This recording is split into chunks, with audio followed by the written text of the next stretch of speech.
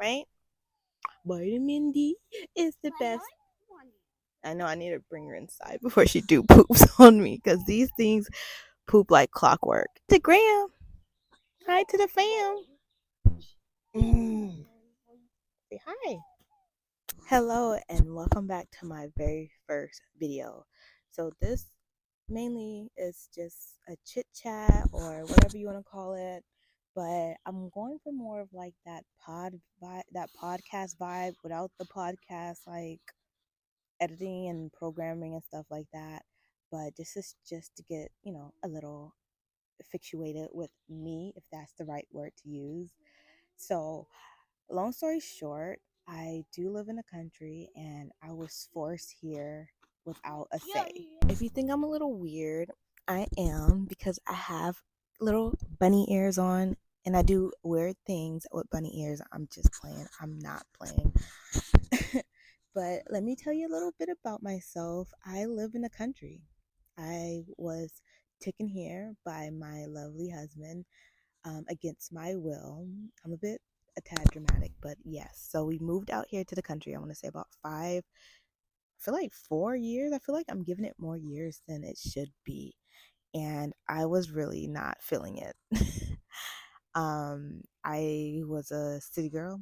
I still am a city girl, but when your life is literally this, like, come on, let's be real. You're gonna go against it, or you can just embrace it, or you could just leave. And leaving is just not the idea because I am happily married. Yes, I live out here in the country. I did have three adult pigs, but one of them got depressed and we had to put her in the freezer. I'm so sorry. Anybody here that's vegan, you will not like my content because I do eat meat. And then I have piglets. The one that we actually butchered, she was the mother, and rest in peace, Christina. She actually left us with some baby piglets, and I want to say we have like 5 or 6.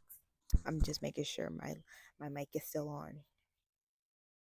And we have about 12 sheeps, give or take. They're cheap, but they're very sensitive. Like them sheeps are gluttonous, like gluttonous sheeps. And it's just weird how religion made them seem so holy because they eat until they can die. Literally, they'll eat until they die. And we had that happen twice. That's why we have another lamb in the freezer. They didn't die, but we caught them literally on their deathbed. And before, you know, the circle of life got to them, we did because we wanted the meat. Piglets, the pigs, and the sheeps are bred for meat. And then we have chickens, which are my pride and joy now. I am that crazy chicken lady. I have about 14 that's in the, am I saying this right? Brooder, because they're baby chicks. I have about 4 Easter eggers, and the other ones are like gray lavender. Can't, I cannot pronounce their names to save my life. And then I have chickens in there that they're against. They're on probation. They're in punishment because we planted trees and they started digging up the roots. So now we're in the process of making another fence, our 1500 fence over there so they can get away, so they can stop going to our fruit trees that we're trying to grow. And that's literally what I have in a partridge and a pear tree. And let's not, hey, Linda, our barn cat, let's see if she'll come. Come, Linda. Come. I'm calling her like a dog, but she's literally so sweet. I love her so much. Let's see if we can get Linda to get in the party. This is our barn cat. You can go about your business, girlfriend.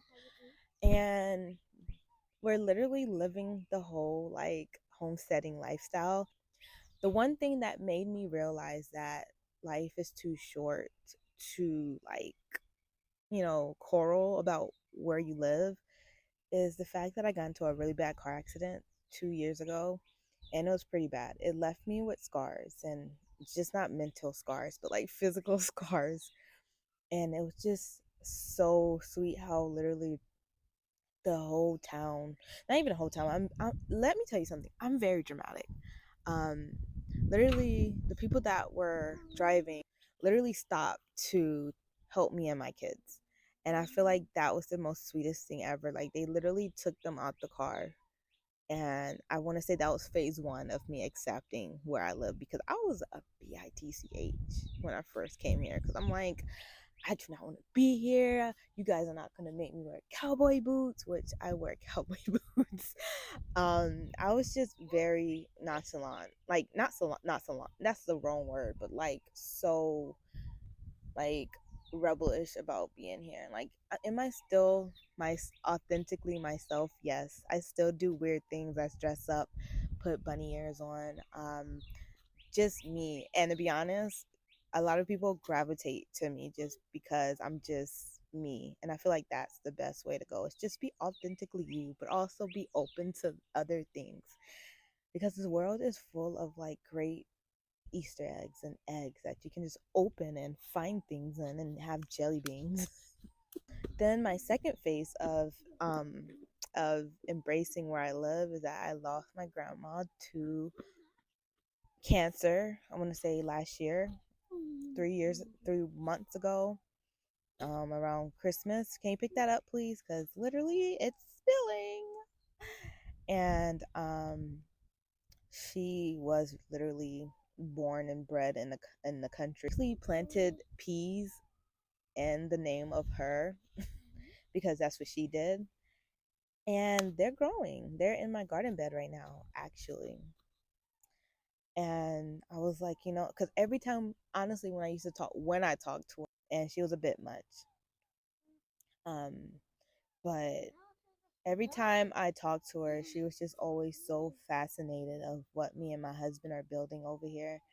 And I don't know, I wish you could just hear her excitement about it. And that just made me was like, you know what? Just so I can cope with the grieving, I'm going to just embrace it, but in my way, in the way I do it.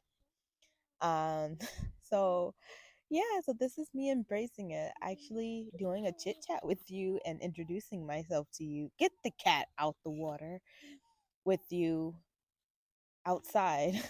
And I'm not an outside girl, and literally living out here in the country is going to make you an outside girl because, or boy, or whatever. It's going to make you what you don't want to be because literally living out in the country, you have to have some BALL because last year my husband killed like two rattlesnakes. It's so scary. Like literally, like I'm outside turning around, looking around. I'm like, is there like a rattlesnake behind me? Because I'm just that overthinkish. Oh my goodness. But yeah, so mainly my channel will be a lot of things. Chit chats, maybe vlogs, maybe a day in my weekend work life because my weekend work life is totally different than my um weekday work life. I would say my weekday work life is so much glamorous than my weekends because, and if I said that weird in the past, I didn't mean to. So I'm that girl that get things mixed up. So yeah, my weekend work life is a lot more like nitty gritty because that's when my husband's here and he's digging holes. We're digging holes. We're cementing freaking poles down in the ground so I can like be a stripper. Whatever. I'm not a stripper. Yeah, when you do like non-safe, not safe for work things, yeah, you're. Are you a stripper? Like he literally has me working, which I'm not complaining. When you realize your mic was literally turning off because it needs to be charged, right? I don't know when, but anyways, yes. So next video is going to be about the toxic mindset of thinking that you always gotta look put together all the time, put and polished.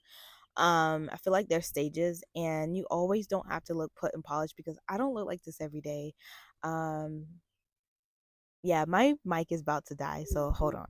cameras, but I'm not going to talk to you all about this now because I just feel like that's why we have a video next week. I'm going to try to get a video next week. And thank you for watching my first video. I'm low-key a freaking like